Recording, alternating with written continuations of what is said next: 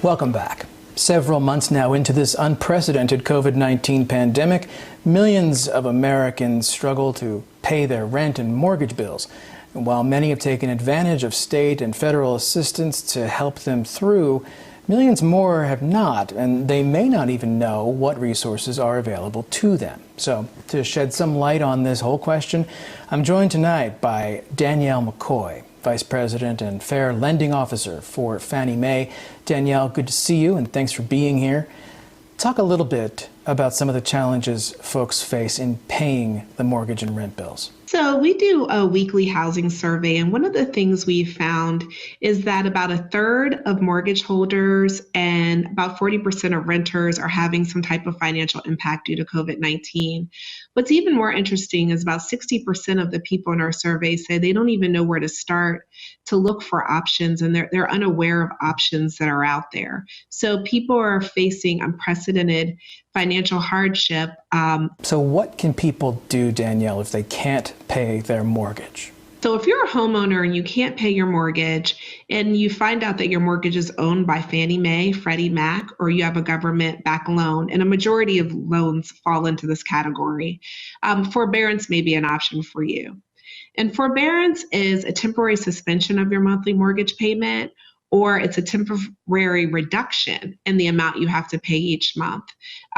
You can contact your mortgage servicer, who's the person that you pay your monthly payment to each month, and they can tell you a little bit, and they can help you if a forbearance seems to be the right thing for you.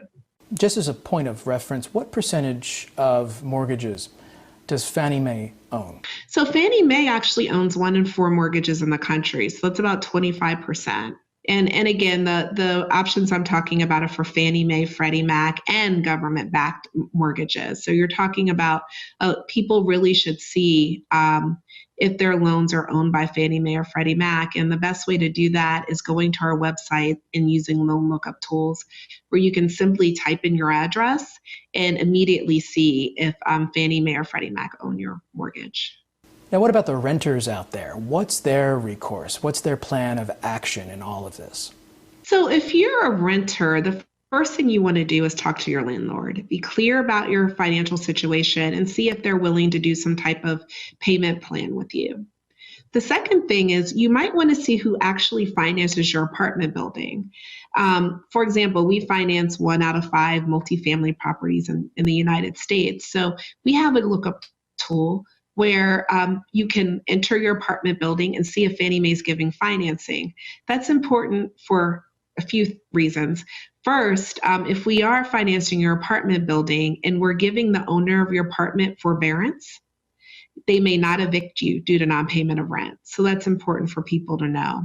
Second, if we finance your apartment building, you're eligible for a disaster response network. And this can provide free, and I want to reiterate the word free, housing counseling from HUD-approved counselors that can help you develop a personalized action plan to try to navigate your financial situation. And that will be a great resource for a lot of renters. How are credit scores impacted by forbearances? So if you decide to take a forbearance and let's say your loan was current before that period, it won't change that standing on your credit report. So it won't all of a sudden show negatively on your credit report the fact that you had a forbearance. Your account will continue to be current. And I think that's a good thing for people to know. And then there's the case where people just might need more time than the forbearance allows. What's your advice for folks in that situation? That's a great question. You know, there's a few things. First, if you have a forbearance and you've had it under the CARES Act, you can have it for 6 months and you can extend it for an additional 6 months. So that's important for people to know. If you feel like your forbearance period is ending and you still have a financial hardship, nothing's changed about your financial situation, feel free to call your mortgage servicer, the person that you make your payments to, and request an extension of that forbearance.